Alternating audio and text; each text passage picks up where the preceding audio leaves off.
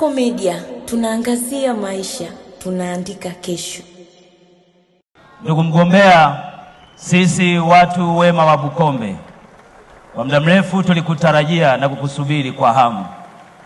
Hapa tulipo leo, mji wa Ushirombo ni nusu ya wilaya yetu, kwa sababu umetupendelea sana. Unafanya mikutano miwili katika jimbo letu.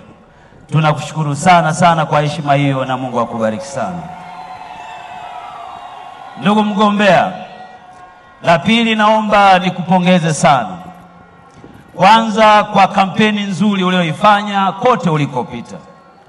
Watu wema wa Bukombe wamekuwa wakifuatilia kwa karibu, wakikusikiliza. Na kwa kweli umetufundisha aina mpya ya kampeni. Mikutano ya kisayansi inayozungumza shida za watu badala ya kuzungumza watu. Kwa kipindi chote ulichoanza kampeni, haujawahi kusikika wala kumsema mtu. Wewe unazungumza matatizo ya watu na maendeleo yao. Unazungumza maji kwa ajili ya wananchi. Unazungumza elimu kwa ajili ya wananchi. Unazungumza barabara kwa ajili ya wananchi. Unazungumza kila kinachomhusu mtu kubadilisha maisha yake. Mgombea, umetufundisha mengi.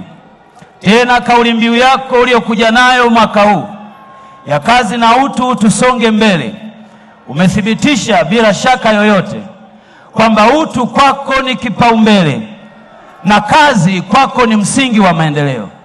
Kwamba hata kama tutakaa kama taifa tukazungumza mambo mengi tuwezavyo, kama hatufanyi kazi, maendeleo ni ndoto, na maendeleo yote hayawezi kutokea kama hakuna utu. Mama, umetufundisha mengi. Umetufundisha kuwavumilia watu, umetufundisha kuwaheshimu watu, lakini umetufundisha kutenda zaidi badala ya kusema. Ni kawaida ya mwanadamu kuwa fundi wa kusema badala ya kutenda. Wewe tofauti na wengi, unasema kidogo, unatenda zaidi. Mimi nafahamu kwamba katika kipindi chote cha uongozi wako umekuwa mwalimu wetu wengi, kwamba kazi ndiyo utakayopimwa nayo. Hutapimwa kwa aya ulizosema au kugani, utapimwa kwa maendeleo yanayotokea kwa watu, tena yasiyotamkwa kwa mdomo bali yanayoonekana kwa macho. Mgombea wetu, Mungu akubariki sana. Hatuna cha kufanya wana Bukombe. Sisi kazi yetu moja ni kuinua mikono yetu na kumwomba Mungu kwa ajili yako. Moja, akupe afya njema. Mbili, mipango mizuri ulionayo kwa ajili ya taifa letu na sisi watu wa Bukombe. Mungu akupe kibali itokee, tena itokee mapema, ili iwe alama kwa ajili yetu na vizazi vinavyokuja. Mungu ametupa taifa zuri sana na akatupendelea. Ametupa uongozi mzuri sana ambao wewe umekuwa kiongozi wetu kwenye nchi yetu na maendeleo tunayaona. Bukombe oye!